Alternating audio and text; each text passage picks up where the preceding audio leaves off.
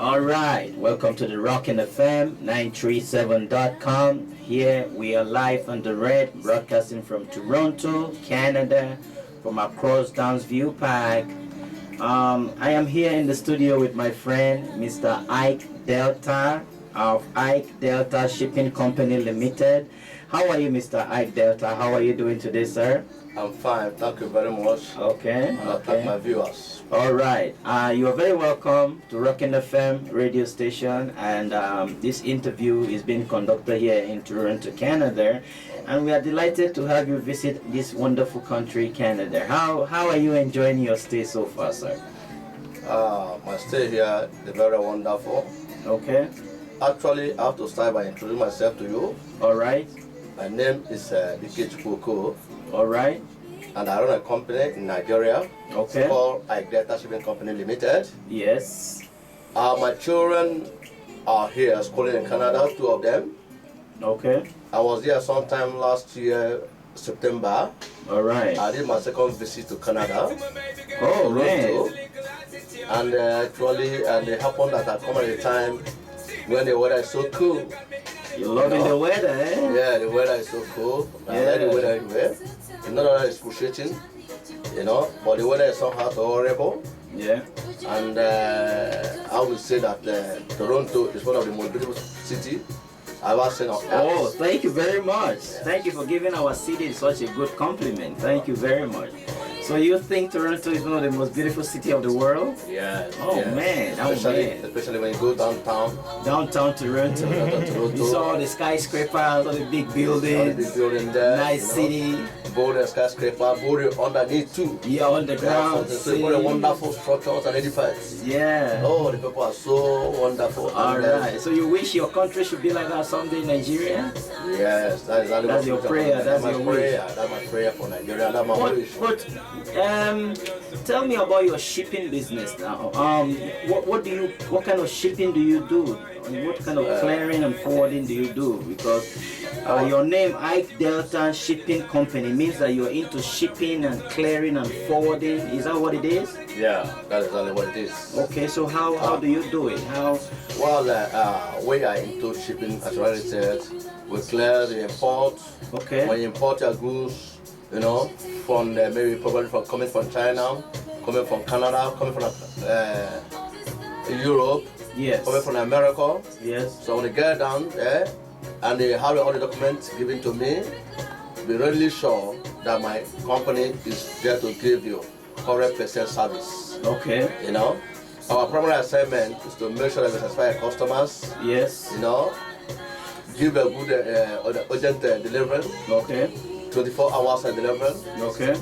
That's our utmost priority, to make sure that our clients are satisfied. All right. To make sure that all their goods, are self-guided, come out in time. And come out safe. Come out safely. Okay.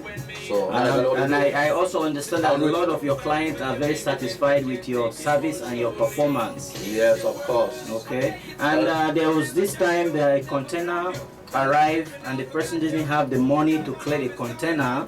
You told me there is something you did to clear the container, and later on the person came and then resolved with you. You want to explain that to our viewers in case they have a similar problem in the future? Actually, in as much as we want to satisfy our clients whenever the goods, are important to Nigeria, we have some certain incentives given to these areas, especially when you don't have the money to fund the clearing.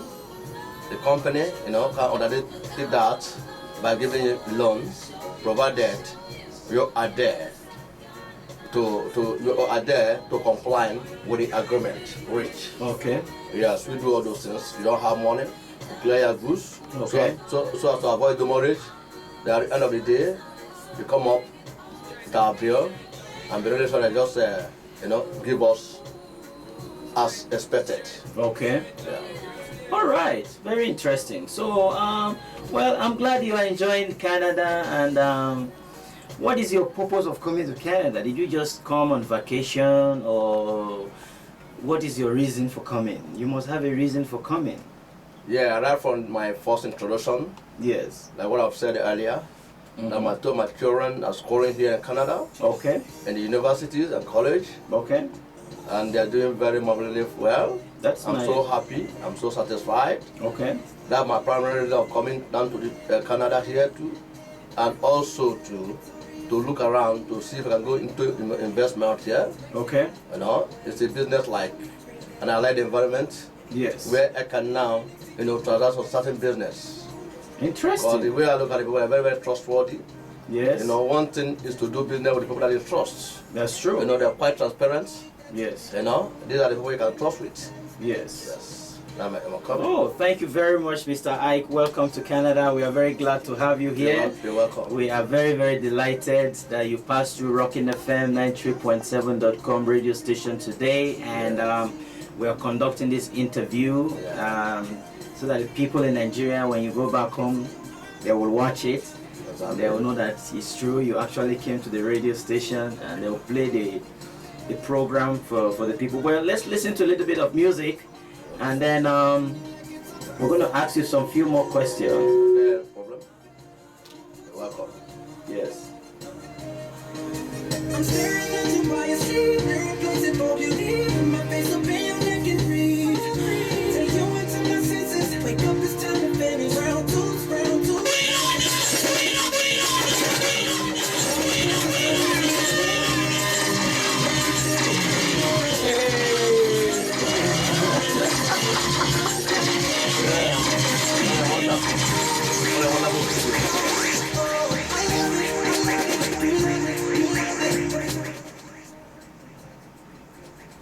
Okay, welcome back, people. So, Mr. Iyke, tell us now. Your country, Nigeria, seems to be a very rich and wonderful and powerful country, but some investors are very scared to come in there and invest money because of the political situation, the instability. What is going on? As a citizen, what is your personal opinion? Yeah. What I have to say is that Nigeria is a country that's blessed. Yes. A country that's endowed with a lot of resources, natural resources. Okay. A country that's supposed to be one of the top most richest countries in the world. Okay. But the problem, I will say, the problem of the leadership. Yes. And you find out that in Nigeria they are so rich, but the gap between the rich and the poor is too widening, that it becomes so alarming. And these are the things that give birth to crimes. Okay. Now, a country that is so rich in natural resources, and the citizens there, especially those the school, The graduates, the young graduates that are out of school, no job for them. What else do you expect? And when you talk about you are talking about maybe investor coming to invest, one, the power is not there. There's no electricity. There's no electricity there. The security is not guaranteed. So these are the things, and one wouldn't want to come in here to spend $millions of dollars where you cannot, where you stand the risk of security. Yes. Because security is not guaranteed there.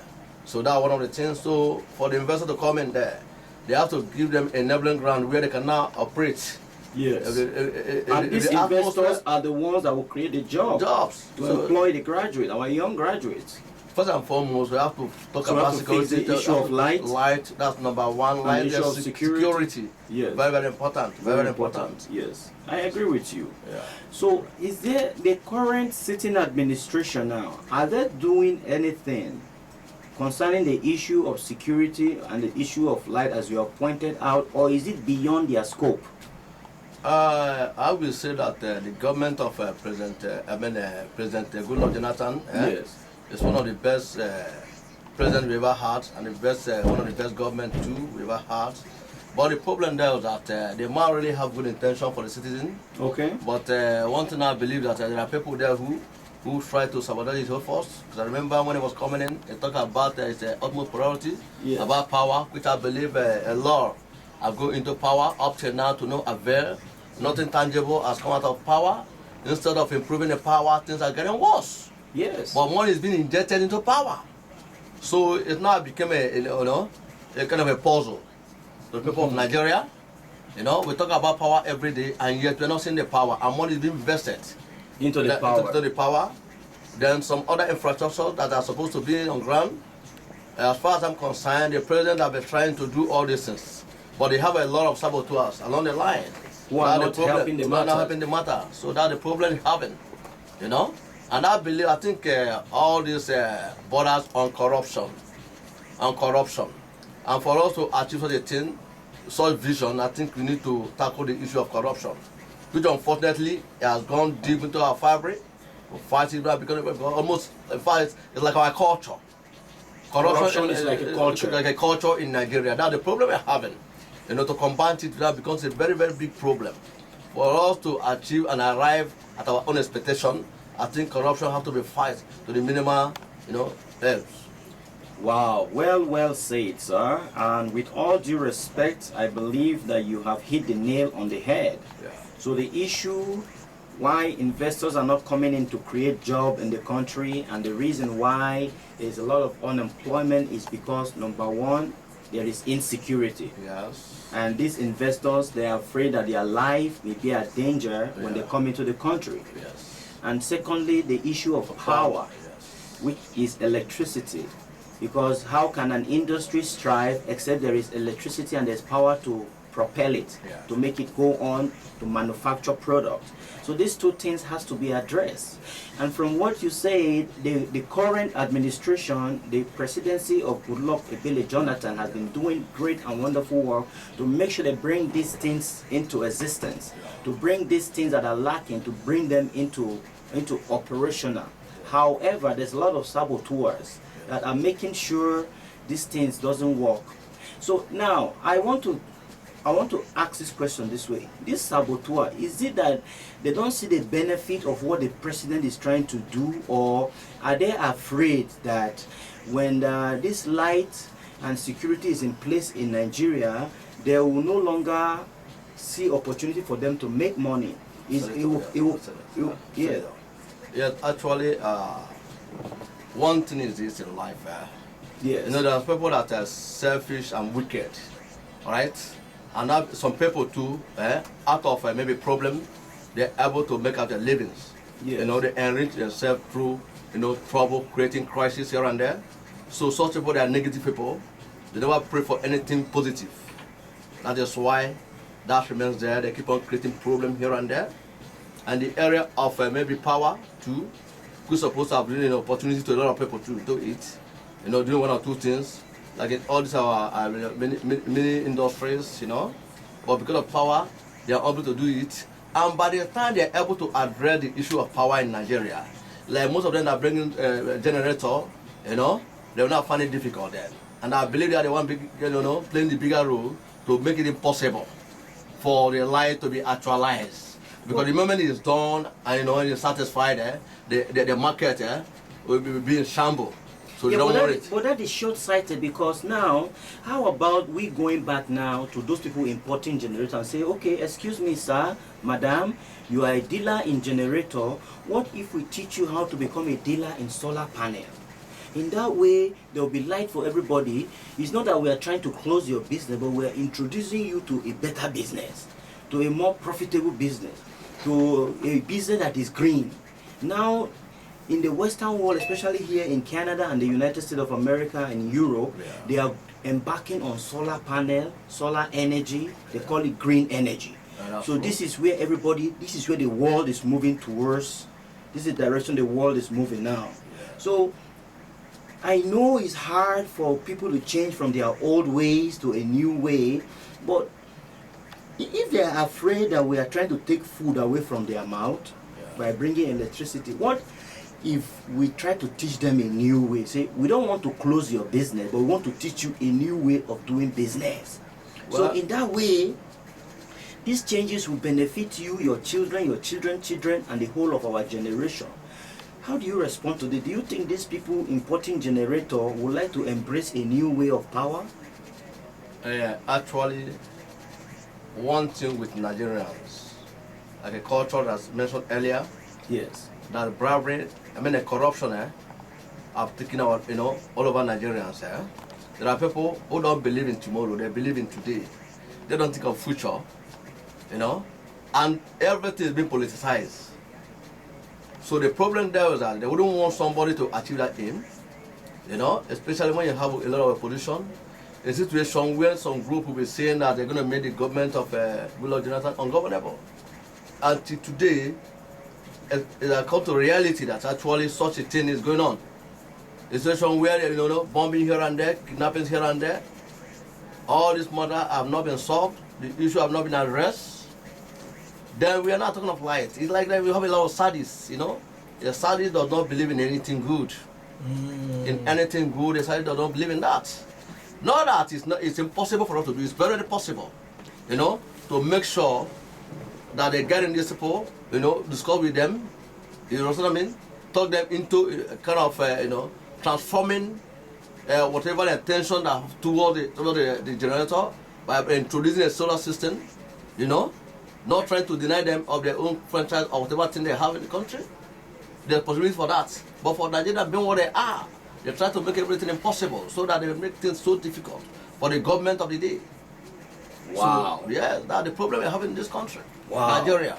Wow. Well, I said Nigeria is ordinarily supposed to be a country full of opportunities. Yes. But those people who are in the authority don't want us to be there. Don't want the people to be there. Is corrupted. They talk about youth restiveness. I keep on saying, why wouldn't there be youth restiveness? A situation where somebody, a graduate out of school, you sit down at home for 10 years, no work, every year, I believe in all the tertiary institutions, Nigeria produce no less than 1 million students out of school. At the end of the service, not up to 10% of them are employed, right? The rest remain like that. If you now talk about business, do you empower them? What do you empower them with? We are talking about them, they should go into various business. If actually you now talk about maybe all these life loans, soft loans, who are the beneficiaries of that? You still go down to those people that are in authority. They make sure they manipulate everything and take it over themselves. Those people that have the vision, those that are more intelligent, in fact, the brain does not even count in Nigeria. The brain doesn't count in Nigeria. What counts there is money. A situation out of the 1 million Nigerians that graduate out of school after services, you are not asking for a sum of about 500,000 naira to be gainfully employed. Where do you think somebody like that can? So it's still boiled down to all the bourgeoisies in the society, all the politicians in the society. They are giving them a slot and they say the slot. How many people can afford 400,000, 300,000 naira? Where a lot of people have not been able to see 30,000, 20,000 naira in their life. And this is a purpose that you struggle to make sure that you train your children out of school. At the end of the day, they still depend on you. Being the parents of the person, still depend on you. The expectation is that they try to train a child so that they're getting old, the child will still take over to train them. But the reverse is the case in Nigeria, in my country. Somebody will strive to make sure that you bring the person up, you train the person up, you spend all your resources, at the end of the day, the person still be a body, still be dependent on you. This is very, very, very unfortunate. That is the situation we find ourselves in Nigeria. Wow. If only we can now come together to reason. At times I begin to look at what I saw today. How long will it take us to come together to reason that we should be able, if the Toronto General Hospital I visited today, it will take 100 years, to arrive there building such thing in Nigeria. Wow. It's possible if only, we should reason together as one in one love. What do you think we can use to bring the country together? Is there anything? Because one thing I noticed is that when Nigerians go to play football, for example, I always notice that religion doesn't come to play anymore. That's true. When Nigerians, whether they are Hausa, they are Igbo, they are Yoruba, or whatever tribes they may be, whether they are Benin or they are Ogoja, Cross River, Idoma, wherever they may be from, when they are playing soccer, they are playing this football, everybody put their religion aside and they play as one nation, as one people, as one united people. Do you think there is a way our government can figure out a way to unite the country by creating some kind of soccer tournament in between the people to unite the people more? Because I realize that religion is actually dividing the nation more and more, and even the politicians are exploiting religion using it to divide the people. How do you respond to that, sir? Well, in terms of maybe games of different kinds, Yes. I feel that they have a little, you know, little thing to contribute to getting the country together. Yes. Because this is something that we don't play every day, not every minute, you know. And do we pay good attention to sports, the country? That's number one. If something we pay good attention to the country, look at what happened in the last Olympic. How many goals do we come back with? How many silver do we come back with? Very few. Nothing, not even very few. We didn't come back with anything. The only time they come together is within that few time, within that period of time that maybe the game is being played. After that, so to attend for Israel, you know, you go back to your own area. You know. And apart when you talk about religions too, religion have been there actually, right from the creation of Nigeria. The religion have been there. So I wouldn't say that religion could be a barrier. You know, in as long as we have our this freedom of worship, we have freedom of worship. Then you worship wherever you want to worship. But it's better on how you understand it. But the problem we have is the problem of ethnicity. You know? We're not supposed to say that you're coming from this place, and you're coming from this place. We should see ourselves as Nigerian. You know? No matter where the power is coming from, maybe in terms of political leadership, you could come from a family, keep on coming from a family, doesn't mean anything, provided the person should be able to deliver, you know, and solve the problem we have in this country. It doesn't mean if a father after the son ruling, a father ruling, the son take over. It does not matter. It doesn't matter anywhere you come from. You know, irrespective of religion, provided we have somebody who has Nigeria at heart. You know, we should not remove that spirit of maybe this place, tribalism from this place, and from this place. No, we have to put it aside. For example, look at what in America today, Obama is from Africa. You know, now the American never thought of that look, because this man is from Africa, how can an African man rule America? But today it's possible. And these are the things that Martin Luther are trying to fight all this while. He had a dream of bringing all the race together, all right? They never lived to see that dream, but today it's been fulfilled in the life of Obama. Yes. All right? So these are the things that we expected to do. Yes. In our country. It's true. It's true. Well, I really enjoyed this conversation, Mr. Iyke, and I'm sure our listeners out there all around the world, you're listening to the great Iyke Delta, the man that makes things to happen. When it comes to the issue of shipping containers, it doesn't matter what goods it is that you're shipping for consumption in Africa, Nigeria, the right man to call is Iyke Delta Shipping Company Limited. My headquarters is in Port Harcourt, you know, along Old Refinery Road by Akpado Epic Estate. And the phone number? And the phone number is 080 241 86909, and the email address is Iyke Shipping Company at yahoo.com. Okay, and the address again? Epic Estate. Okay. Epic Estate along Old Refinery Road. Old Refinery Road. Akpabio, Port Harcourt, Nigeria. So people, you have had the address and the phone number again. Repeat it again. 080 241 86 909.